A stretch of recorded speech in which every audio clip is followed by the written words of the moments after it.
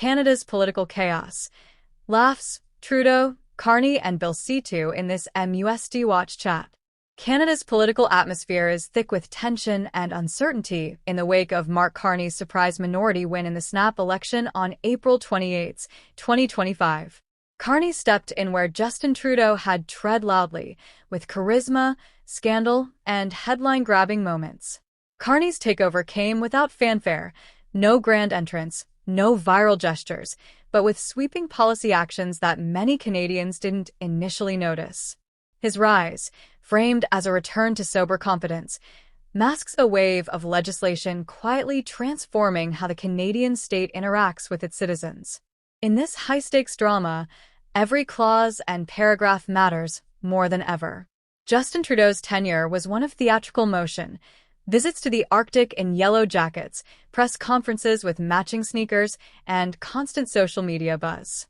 But beneath the spectacle lay scandals, blackface revelations, SNC-Lavalin We Charity, dramas that consumed public trust and shaped an image of inconsistent governance. Mark Carney, in contrast, launched his leadership with reticence. No spectacles, no stunts, just strategic moves, like ushering in Bill C-2, the Secure Borders Act. Its passage was unassuming, yet carried seismic implications, sweeping authority over private mail, warrantless internet checks, and heavy restrictions on cash during transactions over $10,000. Picture this. Routine mail could now be read without a judge's say-so. Internet service providers might be forced to share browsing histories. Cash beyond a certain threshold could vanish under strict scrutiny. All pitched as tools in the fight against fentanyl trafficking, yet the machinery built goes far beyond that. Critics fear this is surveillance by default and could serve future governments far better than the current one. Private citizens with no criminal ties might find themselves caught in a dampening net of watchful eyes. It's not that Canada lacks laws for crime. It already has powerful tools to tackle organized trafficking, money laundering, and hate speech. But instead of relying on existing frameworks, Ottawa opted for new, far-reaching powers. The result: selective enforcement that favors high-profile political cases, like the Freedom Convoy, while neglecting major crimes like serious fraud or abduction. Urgent trials for protests proceed at lightning speed. Grave criminal cases stall for months or even years. That inconsistency points to a broken enforcement culture, not legal deficiency. Bureaucracy also plays a starring role. Watchdog bodies like CISE operate under heavy secrecy, with limited oversight. COVID-era spending soared into the billions, but audits and public reviews remain rare.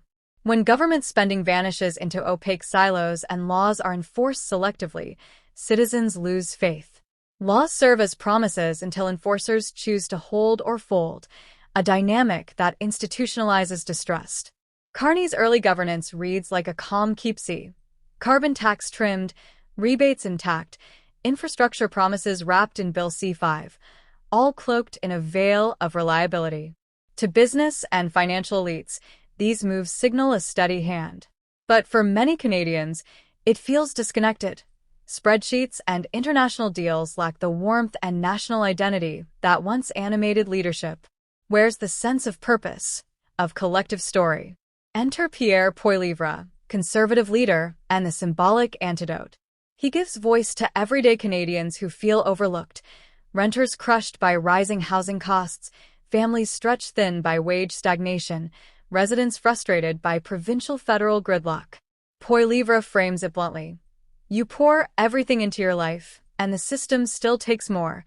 The weight keeps tipping. That emotional pitch lands hardest in suburban and rural pockets across Ontario and Atlantic Canada, regions where voters sense a crisis between politics and life. Alberta tells its own story.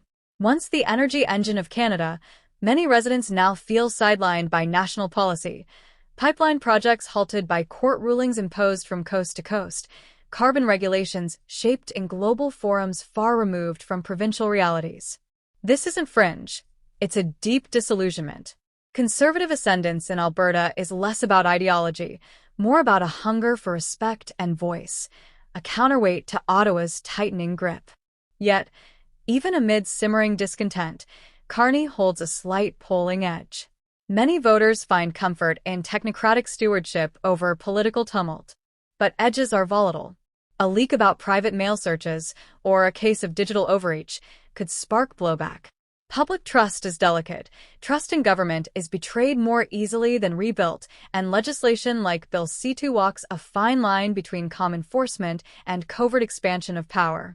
Therein lies the hidden threat: quiet disengagement. Busy citizens juggle jobs, kids, grocery lines, not legal codes. That space of disengagement becomes fertile ground for power to shift without public awareness. Surveillance grows incrementally, policies entrench subtly, until one day your communications aren't private anymore, or your large cash deposit sets off alarms. Democracy weakens not through coups, but through culture of silent consent. And when pushback comes, it challenges entrenched systems, sparking deeper conflict. Canada stands at a crossroads: technocratic stability versus populist accountability. One side risks stealth erosion of rights, the other risks populist impatience damaging institutional guardrails.